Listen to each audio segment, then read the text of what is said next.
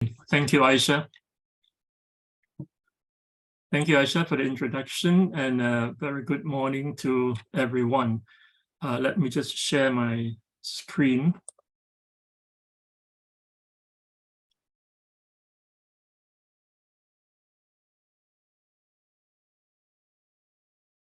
I hope everyone is able to see. Yes, we can see your screen. Okay. Right. So I want to start by saying that I've thoroughly enjoyed working on this project. Having been trained in phonetics and speech perception during my graduate days, and then migrating to other branches of linguistics and to other knowledge areas such as literacy education and bilingualism. It is such a pleasure to be back, close to my first academic love. Specifically, the project that I'm sharing today is part of what the literature considers as sociophonetics. Here at the outset, I would like to acknowledge my team members whose contributions have been critical to the success of this project. My colleague, Dr. Saida Buang from NIE, and our two research assistants, Erna and Hafiza. Here's what you can expect from today's presentation. I'll share some background information, followed by some basic concepts and then details of the research before sharing the findings, which I've organized in terms of the three research questions. Now, Singapore introduced Sebutan Baku in 1993 as part of the state's support for the standardization of Malay language in the region. But this geopolitical initiative, however, has fallen through in the year 2000, with Malaysia returning to the previous standard, while Indonesia continued with its own model of pronunciation. Now, Singapore offered a fresh justification in retaining Sebutan Baku, that it is more systematic and consistent, and also easier for young children learning to spell and read in Malay. In 2012, Mr. Masagos Zulkifli Muhammad, the then chairman of the Malay Language Council of Singapore, asked whether Sebutan Baku has been fully acquired by the Malay community in Singapore, and if not, how can it be perfected? So this project is partly in response to this call.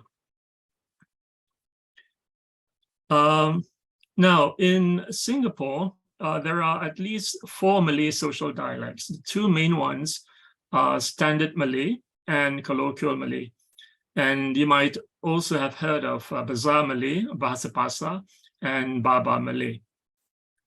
Now, Standard Malay is a social dialect that is spoken in formal settings, such as in school, in media broadcasts, and in official functions. It is marked by a complex system of affixations, as you can see here on the slide. Colloquial Malay, on the other hand, is a dialect that is spoken in informal, naturalistic settings, such as conversations among family members or between friends. It is marked by the use of truncated forms or shortened forms, and vocabulary and grammar that are peculiar to this variety. And for a long time in Singapore's history, both Standard Malay and Colloquial Malay are spoken with the Johor Riau accent, a point that I'll come back to later. Now, with regard to standard language, where does it come from? In sociolinguistic terms, the standard variety usually emerges from an existing regional dialect, an area that is the center for social, intellectual, cultural, and also political activities. As such, it is regarded as a prestigious variety. And it is also usually a written variety and the language of print that has undergone some degree of codification in terms of grammar and dictionary, and is used in school and in the media. And over time, this dialect gradually evolves into a variety of its own, and emerges as the standard reference for the language, establishing for itself an influence and usage that is far beyond the reach of the original regional dialect. And by default, the associated accent of the dialect becomes the standard pronunciation. Now, Standard Malay follows quite a similar trajectory. If we were to dig up, historical records of how Standard Malay comes into being, it evolves from the Johor Riau dialect, which reflects the rich literary past of Johor Riau as the center for administration, cultural, political, and socio-economic activities. And it is used in formal and official functions. And as a model of written language, and later the printed language, its grammar and vocabulary were codified and became a standard reference for Malay in school and in the media and whoever wants to learn the language.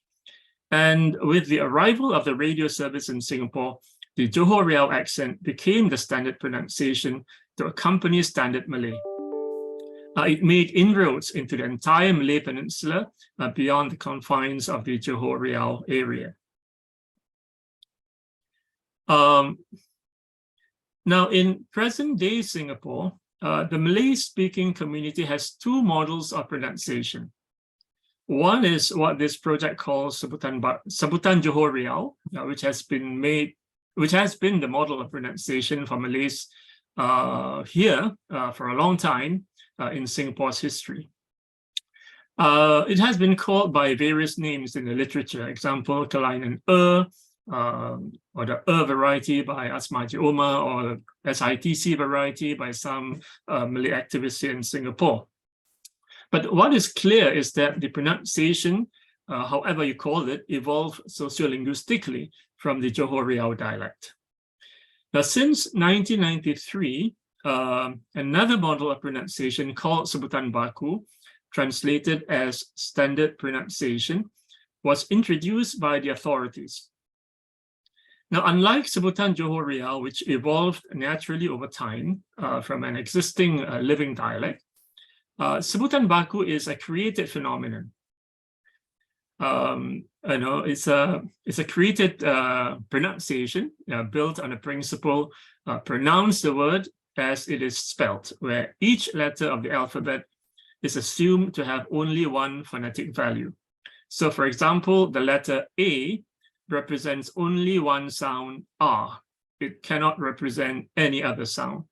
Now, this is in contrast to Sebutan Johor Riau, where the letter A represents at least two sounds, that is R and Now, it should be pointed out here that having a letter to represent more than one sound is not unusual for any world language. In standard English accent, for instance, the letter A represents at least four sounds: as in man, R as in can't, as in sofa, and A as in ancient.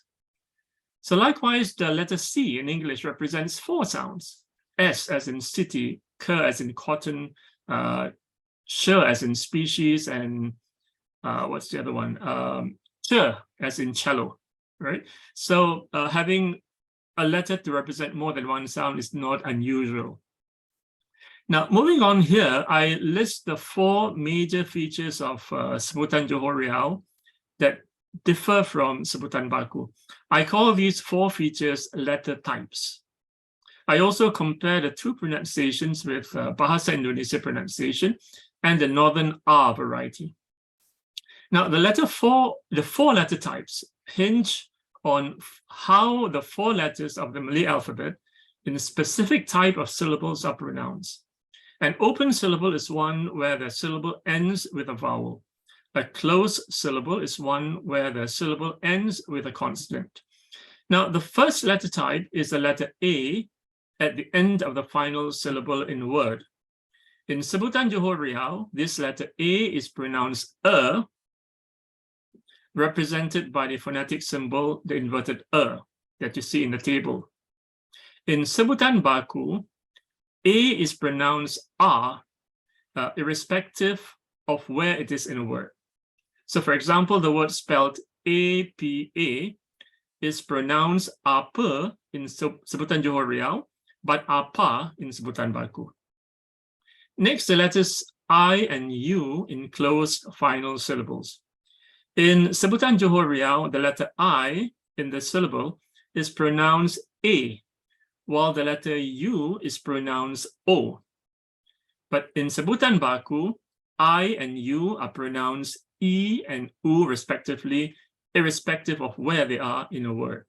So for example, the word spelled P-I-L-I-H is pronounced pilih in Sebutan Johor Riau, but pilih in Sebutan Baku.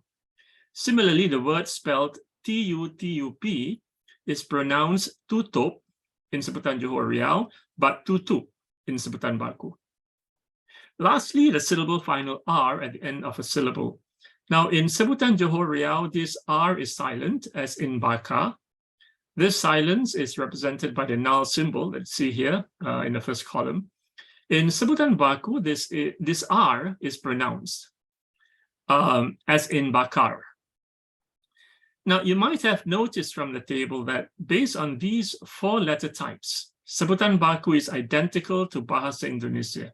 Of course, when you bring in intonation and other linguistic features, a person speaking Malay with Sebutan Baku and a person speaking Bahasa Indonesia will not sound the same. But based on just these 4 letter types, they are exactly similar. Now, one salient point to note here is that Sebutan Johor Riau is different from both Sebutan Baku and Bahasa Indonesia. This means adopting Sebutan Baku as a standard requires a bigger shift in pronunciation for Malay speakers in Malaysia and Singapore than for speakers in Indonesia. Now, these potentially conflicts with issues of identity, which in terms of language is indexed by accent. Perhaps an analogy in English might help. So asking a Malay Singaporean speaker to switch from Sebutan Johor Riau to Sebutan Baku is like asking a British English speaker to speak with an American English accent. Now, another point to note is how the standard Northern R variety is different from Sebutan Baku, which has often been confused with this Northern standard, which sometimes features in old Malay films, but it is not Sebutan Baku. It is an existing variety of standard pronunciation in the Malay language. Now, here is another aspect of what the policy in Sebutan Baku does to speakers in Singapore. Now, before Sebutan Baku was in place, both Standard Malay and Colloquial Malay were spoken with the Johor Riau-based accent. But from 1993, we were told to separate the 2 dialects in pronunciation. Already they are different in terms of grammar, but now we have to differentiate them also in terms of pronunciation. So Sebutan Johor Riau to be used only with Colloquial Malay, Standard Malay to be spoken only with Sebutan Baku. So where previously in Standard Malay we say tidak cukup, now we have to say tidak cukup. And where previously we pronounced cukup the same way, whether we say tak cukup as in Colloquial Malay or tidak cukup as in the Standard way, now we have to pronounce cukup differently depending on whether we are speaking in Colloquial Malay or Standard Malay. Now, this sociolinguistic engineering, the decoupling of Sebutan Johor Riau from Standard Malay, distances the 2 dialects further. Now, be that as it may, many Malay-speaking adults still speak Standard Malay with Sebutan Johor Riau, and fluently so, some as prominent as the Mufti of Singapore and also the President of Singapore. Now, to date, there are limited studies, both local and in Malaysia, which explore the extent Sebutan Baku is accepted, acquired, and also used by Malay Singaporeans. Now, one local study surveyed 100 Malay undergraduates between the age of 18 to 25 years and carried out a phonetic analysis of the spontaneous speech, reading of a word list and reading of a passage of 10 of the respondents. Another local study analyzed phonetically the read speech of political leaders and television and radio news readers, and the conversation also of radio DJs. A much earlier study surveyed 300 secondary 3 students and 76 secondary school Malay language teachers.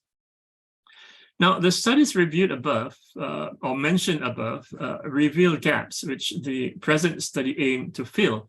In particular, Pyra's study focused on the same age group of students as the present study, but her survey questions centered on learning to read and write, which excluded questions on students' perception of Sebutan Baku, nor did she investigate students' talk time in Sebutan Baku or examine their pronunciation.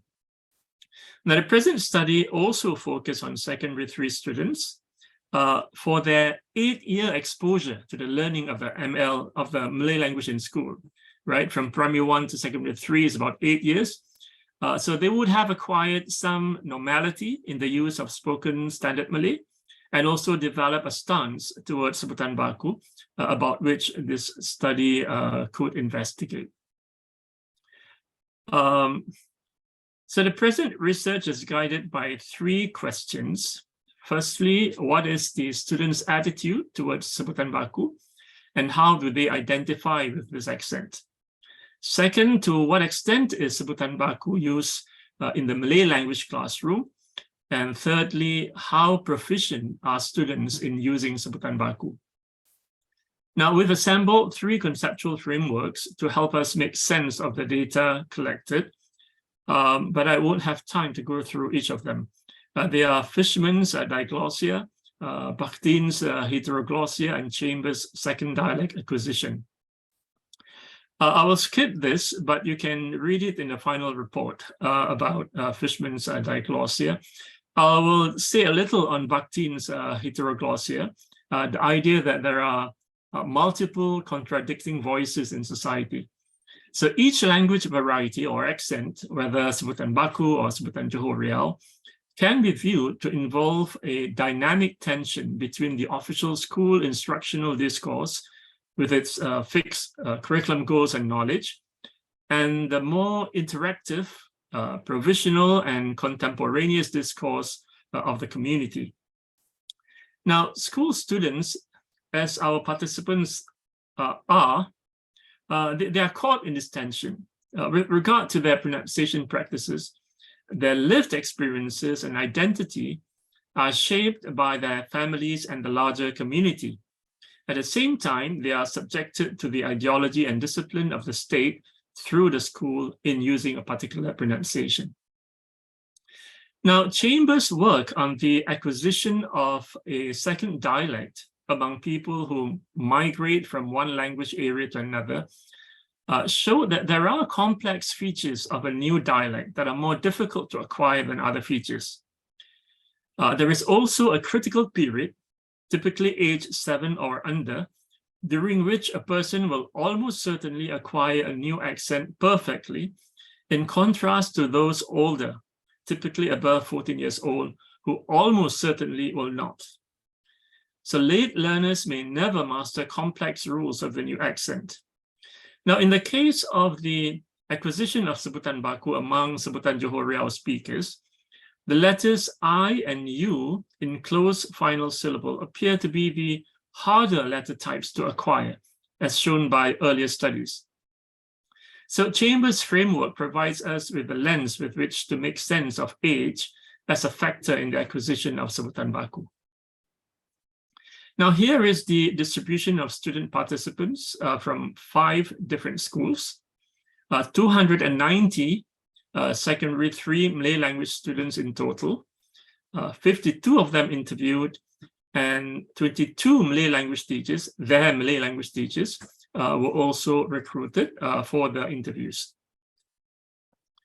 And here's a breakdown of the student participants. As you can see, the chunk of the student participants take the Malay language at express and normal academic level, taking into account also the subject-based bending. The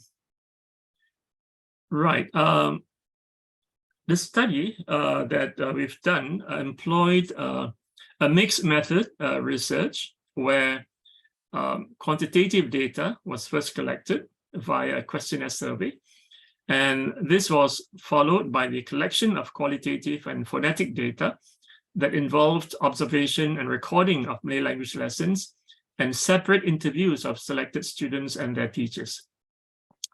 And in addition, the students interviewed were asked to respond and read aloud a word list and a passage in Sebutan Baku.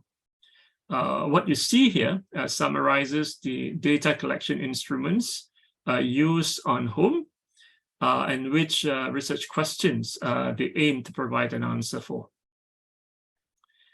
Now, with regard to the questionnaire survey, it comprised 33 questions grouped into 7 sections and covered, among others, what students know about the distinction between Sebutan Baku and Sebutan Johor Riau, their pronunciation practices in and outside the classroom, the perceived benefits of Sebutan Baku and Sebutan Johor Riau, and their attitude towards Sebutan Baku and Sebutan Johor Riau. Now, sections C to D made reference to 2 sets of audio recordings, news reporting and news interview, each spoken in Sebutan Baku and Sebutan Johor Riau. Now, the audio recordings were simply labeled Audio A for Sebutan Baku and Audio B for Sebutan Johor Riau. So we don't label them Sebutan Baku or Sebutan Johor Riau, but just simply Audio A and Audio B. Now, this is because we anticipate that students might not know the label for the 2 types of pronunciations, especially Sebutan Johor Riau. So for each question, the students were instructed to listen to 1 set of audio A and B and choose between the 2 as their response. So I play here the recording of the first one, Sebutan Baku. Semasa memulakan perniagaan kuih raya pada 2010, Encik Muhammad Syawal Naharuddin hanya menjual sejenis kuih. Hanya selepas 5 tahun, barulah beliau dan isterinya Cik Masliana Melati menemui satu lagi kuih yang dilihat sesuai untuk dieksport ke pasaran sembilan jenis kuih raya. And another Sebutan Baku. Abang saya, beliau banyak berkongsi dengan saya cerita-cerita apabila beliau menjadi seorang guru, dan cerita-cerita beliau sangat berinspirasi kerana beliau dapat membentuk murid-murid beliau, dan itu memberi saya semangat yang mendalam untuk juga mengikut jejak langkah dia. And now the Sebutan Johor Riau. Buku ini mengandungi nukilan-nukilan daripada para akademik yang kami wawancara, bukan saja di Singapura tapi juga di Palembang, di Jambi, di Malaysia, di Pulau Penyengat dan Makassar juga. Dan cerita-cerita orang biasa, mungkin tentang datuk nenek mereka apabila mereka susur semula salah silah, susur galur mereka. Itu yang mungkin sesuatu yang begitu menarik untuk mencari tatapan dan juga inspirasi semua peringkat usia. And another Sebutan Johor Riau. Kami akan berlatih dengan gigih. Saya ada keyakinan sebab pemain-pemain yang ada sekarang ni adalah pemain-pemain yang bekas mewakili dalam Super Series, dalam Piala Thai King Cup. Mereka mempunyai pengalaman yang luas. Jadi dengan ini saya harap mereka dapat menunjukkan permainan yang sebaik di sana. Okay. Let me just, sorry about that.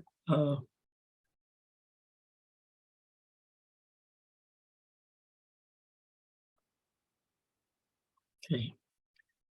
Right, so we move on to the next slide. Now, the 290 students were grouped in 22 classes, and we observed and recorded a total of 42 lessons. The items observed include types of lesson activities and with which pronunciation these were carried out.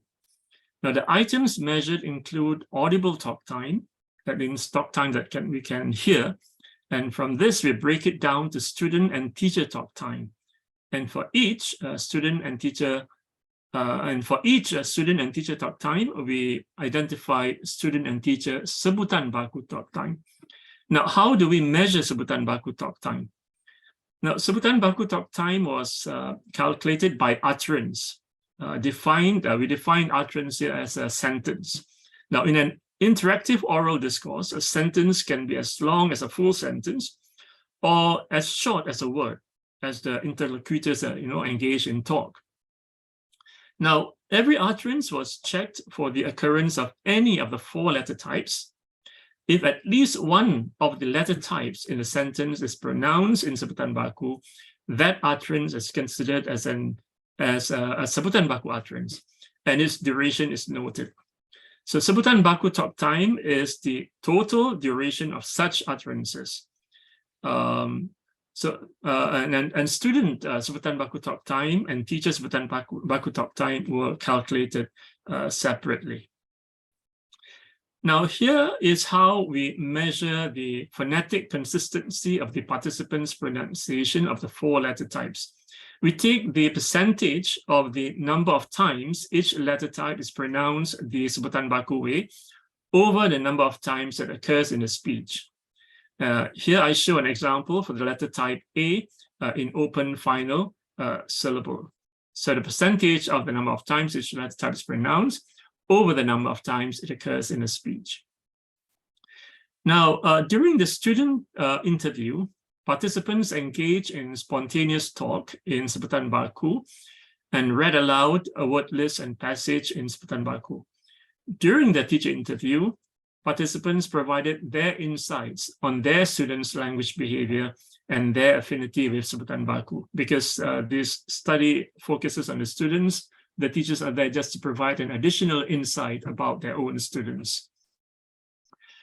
We now come to the research findings, beginning with the first research question. Now, due to time constraints, I think I'll be selective in choosing what to share in this presentation. Now, here is one question where we ask the student participants what they know about the 2 pronunciations they hear. Now, many were aware of the existence of different accents in Malay, whether it's Sebutan Baku or Sebutan Johor Riau. However, their knowledge about the 2 accents and the vocabulary to describe them appear to be limited. Now, for this question, we received 116 attempts to give a label to audio A and audio B. And of these, 74 named audio A correctly as Sebutan Baku. And as expected, in contrast, not a single participant gave a name for audio B, although 13 participants provided the context for its use. That is, this particular pronunciation are used in informal or casual settings. On another question not shown here, only 12 guessed the characteristics of Sebutan Baku and Sebutan Johor Riau, even though not a full one. Even so, it is not a full one. They could only highlight the open syllable final A, but not the other 3 letter types. So this reflects their limited knowledge of what distinguishes Sebutan Baku from Sebutan Johor Riau, but more importantly, how these translates into their practice of Sebutan Baku, as we will show later on. When we look at the data in the classroom. Right, the students' lack of descriptive ability notwithstanding, they knew which of the 2 accents their family members, and their friends usually use when speaking in Malay. So more than 70% of the respondents use Sebutan Johor Riau when speaking in Malay. They also reported their family members and friends to be doing the same. Now, it is likely that the situations in which the participants interact with them or hear them speaking are informal ones, which are not the domains for standard Malay, and therefore, Sebutan Baku is not used. But these figures do give a picture of the extent Sebutan Johor Riau dominates the participants' lives. Now, a set of findings from the questionnaire presents a challenge for us. A significant majority of the participants identified Sebutan Johor Riau as a pronunciation that reflects how Malay Singaporeans speak in Malay.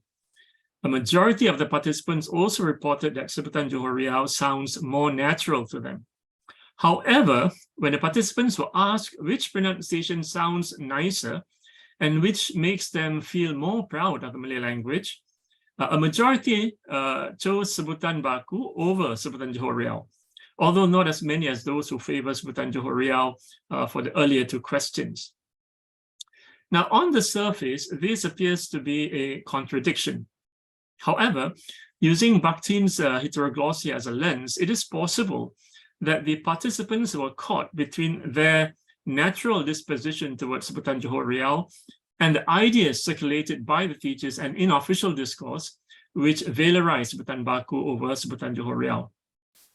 Now, interviews with teachers suggest that students associate Sebutan Baku with power, status, and influence. After years of being taught the idea that Sebutan Baku is the right way of using Malay in formal situations, this accent has become, to them, the yardstick to measure proper Malay.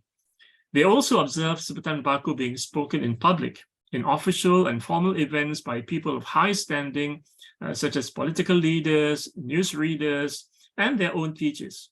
So over time, they develop a positive attitude towards Sebutan Baku, being proud of it, even appreciating how it sounds.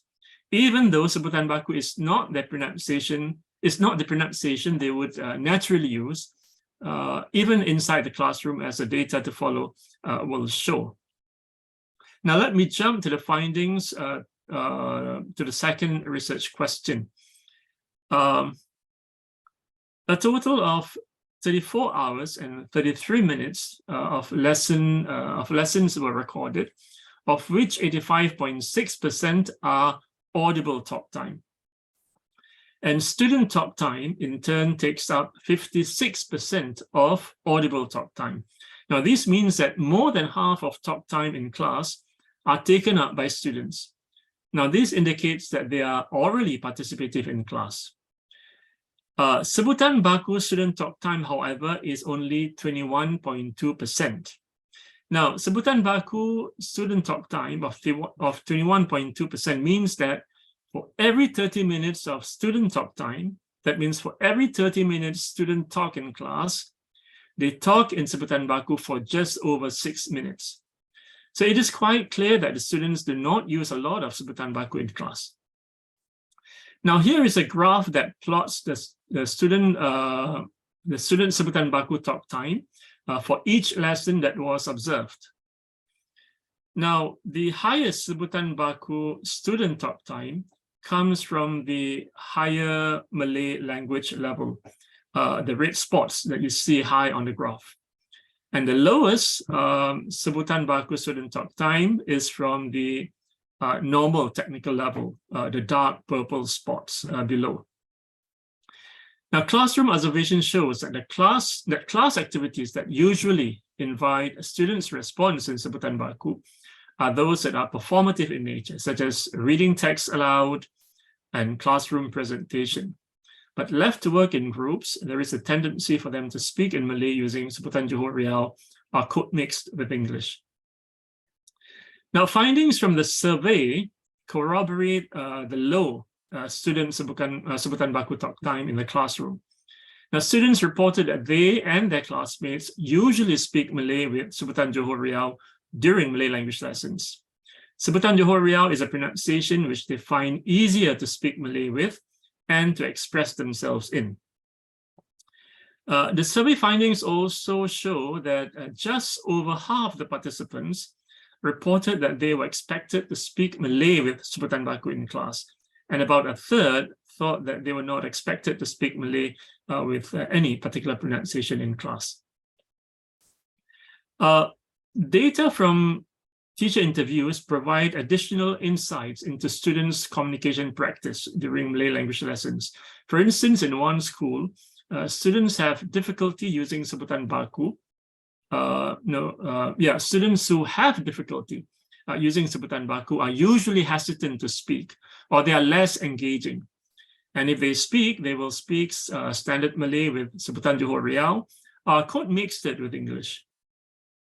And teachers also find that students are less fluent when they are reminded to speak using Sebutan Baku. So for these reasons, teachers are careful about enforcing Sebutan Baku strictly in class. And teachers are flexible and they are satisfied if students speak standard Malay without necessarily with Sebutan Baku.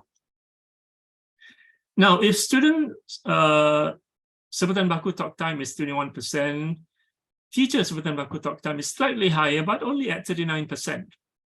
And if translated into minutes, this means that when a teacher speaks for 30 minutes, he or she will speak using Sebutan Baku for only 12 minutes. So notice that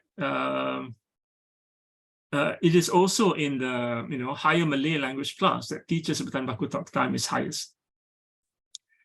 Now, the low teacher Sebutan Baku talk time give a perspective to the findings in the survey, when 88% of the participants reported that their Malay language teachers use Sebutan Baku in the classroom. Now, taken together from the classroom observation and the survey, the data suggests that while a high majority of Malay language teachers use Sebutan Baku in the classroom, they use it for just over a third of the time. Data from teacher interviews reveal that generally, teachers give priority to students' classroom engagement, to helping them to express themselves in Malay, and also to building a rapport with them. Because speaking in Sebutan Baku could put a distance between them and their students. So there are occasions when the teachers speak standard Malay with Sebutan Johor Riau, even switching to colloquial Malay, of course with Sebutan Johor Riau, when students have difficulty understanding them.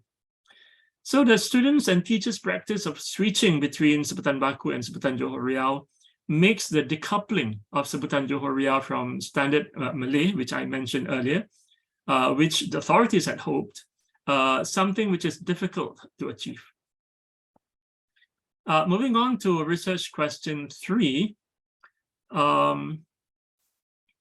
Now, the graph here plots the combined consistency of student and teacher participants' pronunciation in Sebutan Baku across the 42 Malay language lessons. Now, of the 4 letter types that distinguish between Sebutan Baku and Sebutan Johor Riau, the letter A in open final syllable, the top left, if you can see, is most consistently pronounced in Sebutan Baku at 79%. Now, the syllable final R, bottom right, is not as consistently pronounced in Sebutan Baku at 64%. Now, what I want to draw your attention to are the letters I and U in close final syllables, bottom left and top right. They are the least consistently pronounced in Sebutan Baku, a low 80% and 22% respectively. So the student and teacher participants both display a mixed proficiency in the pronunciation of the different letter types. So their Sebutan Baku can be described as substandard or at best a hybrid Sebutan Baku. The pronunciation of the open final syllable A in particular follow more closely with how they are pronounced in Sebutan Baku, while the pronunciation of the close final syllable I and U are closer to how they are pronounced in Sebutan Johor Riau. Now, this graph captures the same data as in the previous graph, but by subject levels. Now, interestingly, despite higher Malay language classes recording the highest use of Sebutan Baku by both students and teachers, as we've seen just now, their phonetic consistency in Sebutan Baku is no different from that of the other classes. All Malay language students exhibited a hybrid Sebutan Baku. Now, these suggest to us that higher exposure to and practice of Sebutan Baku in the classroom does not guarantee proficiency in Sebutan Baku. Now, a question to ask is, why were all the students and teachers spoke a substandard hybrid Sebutan Baku? Now, here we look to Chambers for a possible answer. Now, when Sebutan Baku was first introduced in 1993, the first batches of teachers learned Sebutan Baku as adult learners. It is highly plausible that they did not acquire the accent fully, going by what studies elsewhere suggest, that adult learners are not capable of acquiring the pronunciation features of a new accent perfectly. So in the case of Sebutan Baku, this was compounded by there being no native speakers for teachers to model after. So successive batches of teachers ended up acquiring a less than perfect Sebutan Baku, And it is this model of Sebutan Baku that has circulated over the years and which students are now familiar with. Now, I should add here that the teachers are confident users of Sebutan Baku without realizing that their Sebutan Baku is a hybrid. As for the students, being explicitly taught the proper Sebutan Baku, that is, you have to pronounce each letter the same way each time. Now, these appears to be less powerful than being exposed to the imperfect SB in the classroom from the teachers. Now, what you see here is a graph that captures the level of students' phonetic consistency during the interview sessions in the pronunciation of the 4 letter types across 3 text types, that is, reading of a word list, reading of a connected passage, and spontaneous talk. Now, I would like to draw your attention to 2 observations here. First, as described earlier, the level of phonetic consistency of the 4 letter types are not the same. The students are most consistent in pronouncing the letter A as R, but fare poorly for the letter I, before improving slightly for the letter U and the letter R. In other words, their pronunciation or accent is a hybrid between Sebutan Baku and Sebutan Johor Riau. Now, a second observation is that the dip-rise pattern, going down and up again, in the phonetic consistency of the 4 letter types shifts downwards as the text types change, or rather the consistency falls as the text types change. So highest consistency is reading words in a list, followed by reading words in a passage, and the lowest at the bottom, speaking spontaneously. So in other words, Sebutan Baku is easier to use when the task is reading words in isolation. Reading words in a connected passage is harder, and engaging in spontaneous talk is hardest to carry out in Sebutan Baku. Now, I would like to add here that the students might not have a clue that their Sebutan Baku is substandard. Now, this is attested by the very simple description of Sebutan Baku which they provided in the questionnaire, that Sebutan Baku is just about the letter A being pronounced R, and no more than that. Now, in addition, students' Sebutan Baku proficiency is worse in spontaneous speech, a finding of some importance here because the intended skill area for Sebutan Baku is actually the spontaneous person-to-person communication, and it is in this domain that they have most difficulty using Sebutan Baku. Now, a question to ask is this hybrid Sebutan Baku characteristic of secondary 3 students only, of teachers only, or is it prevalent across the community? Now,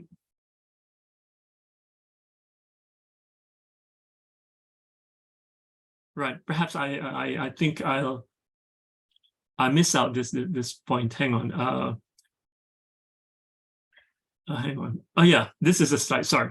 A question to ask is this Sebutan Baku characteristic of secondary 3 students only, or is it prevalent across the community? Now here I would like to show you that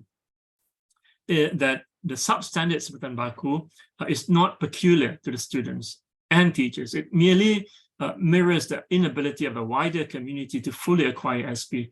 Now here I superimpose data from this study and data from earlier studies by my students involving other categories of respondents: the undergraduates, the brown bar, radio DJs, the dark green bar, members of parliament giving a speech, reading from a script, the green bar, radio news readers, the blue bar, and television news readers, the gray bar.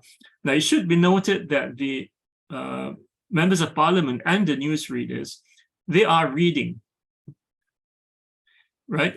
So their phonetic consistency is relatively higher than the spontaneous speech of the first 3 groups of speakers.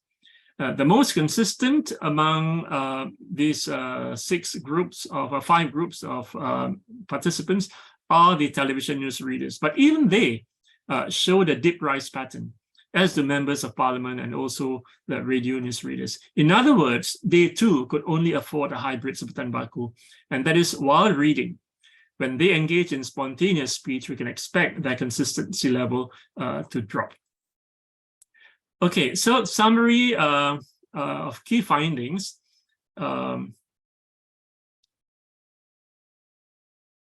on, where is it? Okay. Now, the implementation of Sebutan Baku as a standard pronunciation for Standard Malay has imbued in students, as we have seen just now, a sense of pride for the language, but has not developed in them the habitual use of Sebutan Baku in their learning of the Malay language in class. Sebutan Johor Riau is still their preferred pronunciation for use with Standard Malay, as they do with colloquial Malay. And only 21% of student talk time is in Sebutan Baku, and this is usually during activities that are performative in nature, such as reading text aloud, classroom presentation, and oral practice. But left to work in groups, there is a tendency to speak in Malay using Sebutan Johor Riau, or code mix of English. In comparison, teachers' talk time in Sebutan Baku is higher, but only slightly at 39%. Now, students' Sebutan Baku pronunciation is substandard, a hybrid between Sebutan Baku and Sebutan Johor Riau. Only the letter A in open final syllable is more consistently pronounced in Sebutan Baku compared with the letters I and U in closed final syllable. In addition, Sebutan Baku proficiency falls as the tech types change from reading a word list to reading a passage to continuous speech.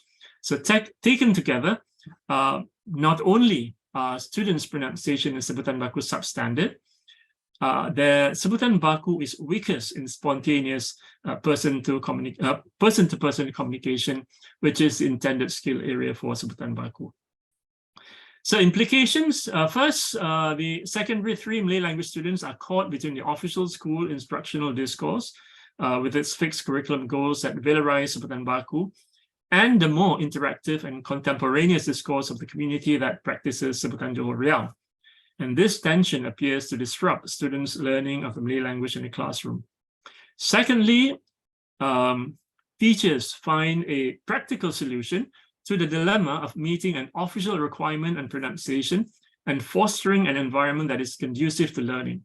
So Sebutan Baku ends up being enforced loosely during class interaction and targeted primarily for the oral examination. And lastly, both students and teachers could only manage a hybrid version of Sebutan Baku, an indication that acquiring a second accent is hard and made more difficult by the absence of native speakers of the accent. And, with every likelihood that the hybrid SB or the hybrid Sebutan Baku has fossilized over the years, the hope of producing proficient Sebutan Baku speakers in the future appears slim, at least based on the data that we've gathered here in this project. So thank you very much. In case if you have any queries, feel free to write to me at this email address. Thank you.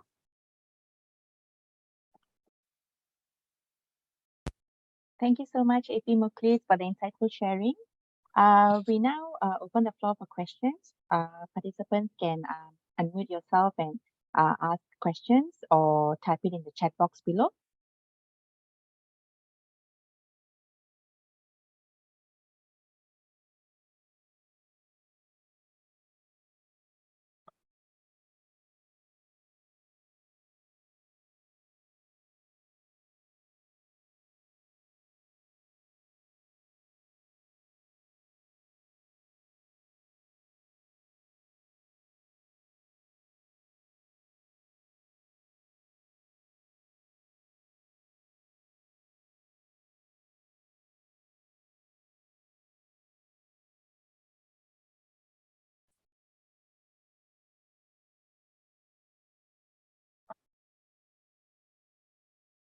Okay, there may not be any questions for now, but if you have any other questions or queries, you can always email AP Mukhlis, and you saw his email address earlier. Okay, in that case, AP Mukhlis, any last words before we close the session? Not really. I was just able to present, within the limited time that I have, some of the findings. But the full report is available if anyone is interested to read the conceptual framework and all the findings that we've gathered and written in the final report. So I think you can have access to it, right? I think anyone who's interested can have access to it. Okay, so in that case, I think we can, we have come to the end of the session. For any queries, feel free to write to the ERFP email, as you can see here. Okay, other than that, then maybe we'll call it we'll end the session, okay? Yep. Okay. Thank you so much, Aisha, for Thank you moderating so this. much. Thank you. Okay, Right. thanks everybody. Have a good afternoon. Bye. Bye.